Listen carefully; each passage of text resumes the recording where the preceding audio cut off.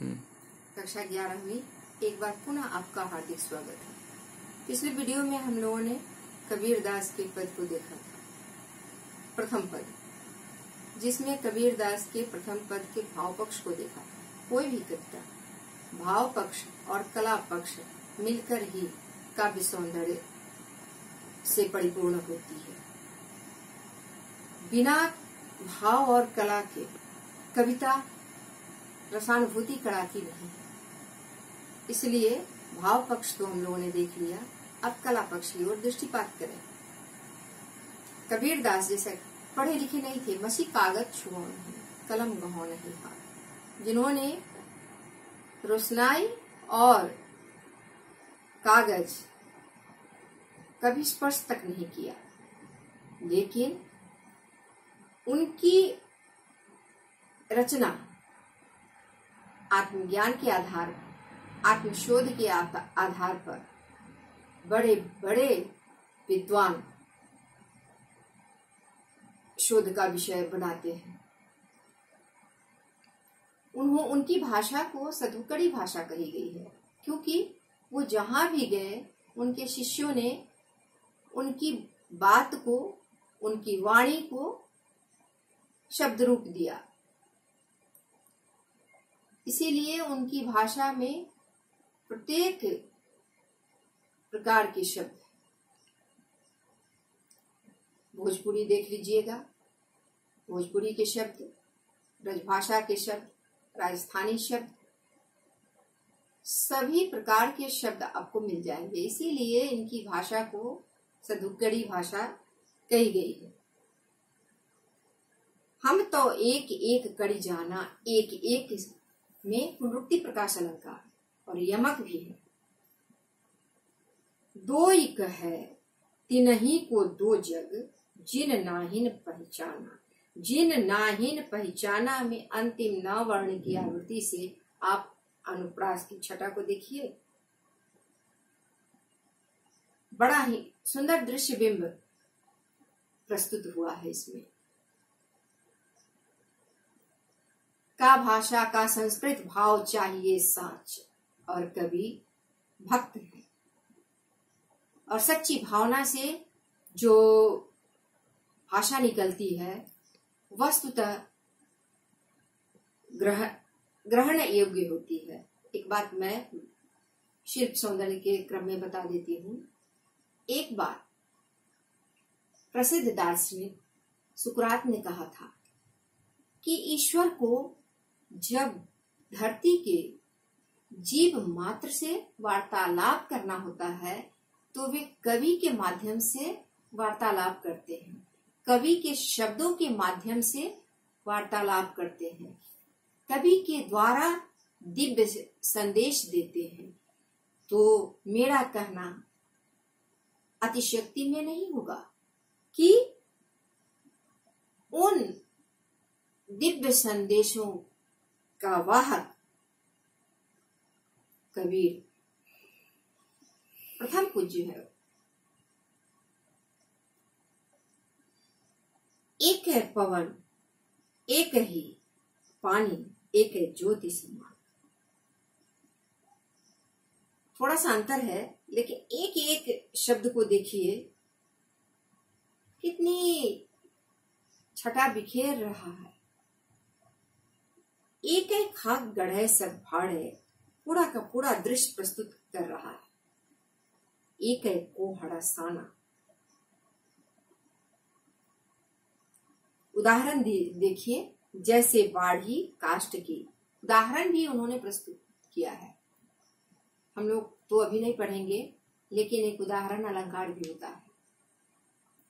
समय मिलने पर मैं निश्चित रूप से बताऊंगी। ये इस पंक्ति को देखिए, अग्नि न काटे कोई। अग्नि, अग्नि कौन सा शब्द है?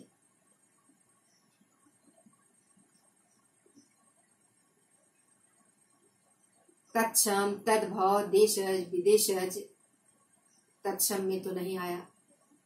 ये निश्चित रूप से अपभ्रंश के शब्द हैं। सिर्फ अग्नि ही नहीं, मैंने शब्द है कहा। शब्द है से मतलब अपभ्रंश में जैसे अग्नि, भाड़े, अपभ्रंश के शब्द हैं। सब घटी अंतरी, घटी कबीरदास जी ने शरीर को घट कहा है। जैसे 5 तत्वों से हमारे शरीर का निर्माण होता है, ठीक उसी प्रकार से 5 तत्वों से मिट्टी का घड़ा भी बनता है। हमारा शरीर क्षिति, जल, पावक, गगन और समीर से निर्मित है। आप देखिए, मिट्टी के घड़े में मिट्टी है, जल से मिट्टी को साना जाता है, अग्नि में पकाया जाता है, और मिट्टी के कण के बीच में जो छिद्र होते हैं, जिसके कारण घड़े का पानी ठंडा होता है। तो वहां क्या है? गगन है, शून्य है, और उस शून्य के माध्यम से हवा जाती है।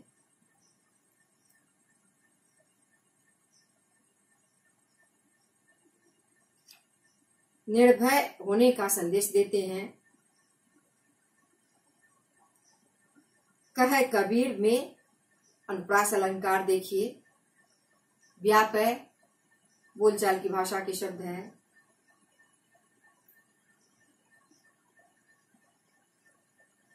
इस प्रकार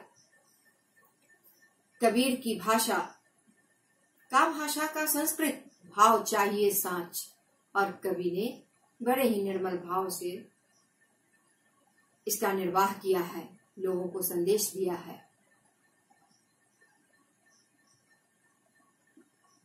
अगले पद की ओर हम बढ़े। अगले पद में संतो देखत जग बौड़ाना।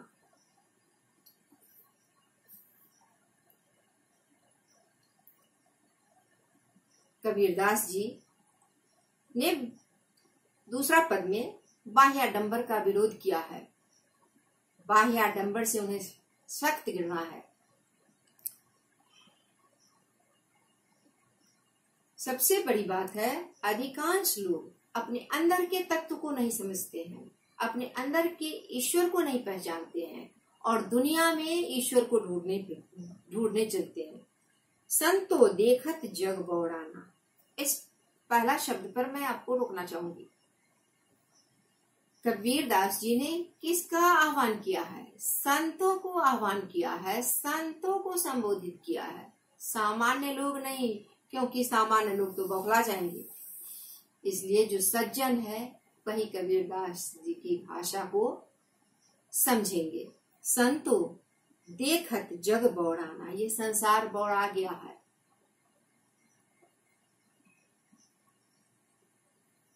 सांच कहे तो मारन धावे झूठे जगपतियाना। यदि किसी को सच्ची बात कह दो तो मारने के लिए दौड़ेगा, स्वीकार नहीं करेगा कि वास्तव में हमारे अंदर इस प्रकार के गुण हैं या अवगुण हैं। हमारा जीवन सत्यम शिवम सुंदरम से ओतप्रोत हो, इसकी परवाह नहीं है। हमारा मन तो सबके पास होता है, लेकिन मनोबल का अभाव होता है, और जिसके पास मनोबल का अभाव होगा वो इसी तरह आक्षेप करेगा। सांच कहो तो मारन धावे झूठे जगपतियाना। छोटा सा उदाहरण देती हूँ।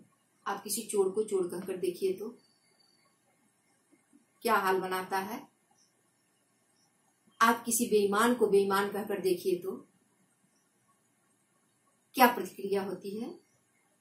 लेकिन उसी बेईमान को बड़े ही मीठे शब्द में के मधु में डुबोकर, शब्द के मधु में मैंने कहा, क्योंकि मधुर शब्द का प्रयोग करके देखिए, भले ही उस गुण से पड़े हो, लेकिन सुनने में बड़ा ही कर्णप्रिय होता है। झूठी बात, झूठी प्रशंसा सुनने के अभ्यस्त लोग हो गए हैं। इसलिए सांच कहो तो मारन धावे झूठे जगपतियाना। झूठी निंदा कर दीजिए। फिर देखिए, आपके समान उनका शुभचिंतक कोई नहीं। नेमी देखा धर्मी देखा प्रात करे स्नाना। बहुत से नियम व्रत करने वाले को हमने देखा। कबीर दास जी जो भी बात कहते हैं डंके की चोट पर, आप आगे देखेंगे, हिंदू धर्म और इस्लाम धर्म दोनों धर्म पर उन्होंने बराबर कुठाराघात किया है। नेमी देखा धर्मी देखा प्रात करे स्नाना। बहुत नियम करने वाले, अरे शरीर के बाह्यावरण को तो आप परिष्कार करते हैं, प्रक्षालित करते हैं, लेकिन अंदर को सुबह में उठकर स्नान करना। आत्म मारी पखा नहीं पूजे उनमें कछु नहीं ज्ञाना। अब के अंदर मैंने पहले ही कहा था कि कबीर निर्गुण मार्गी शाखा के, ज्ञानाश्रयी शाखा के कवि थे, सर्वोत्कृष्ट कवि थे। इसलिए आत्मज्ञान को उन्होंने महत्व दिया है। आत्म मारी पखा नहीं पूजे, अपनी आत्मा को सुलाकर मारकर पत्थर की पूजा करने पर उन्होंने बड़ा ही कड़ा विरोध किया है। उनमें कछु नहीं ज्ञाना। पत्थर की मूर्ति में क्या ज्ञान है, ऐसा कबीर का मानना है। उनमें कोई ज्ञान नहीं है। आप अपने अंदर, अपने हृदय में ईश्वर को ढूंढिए, खोजिए। बाहरी दुनिया में जितना आप ढूंढेंगे, माया के वशीभूत होंगे। धन्यवाद।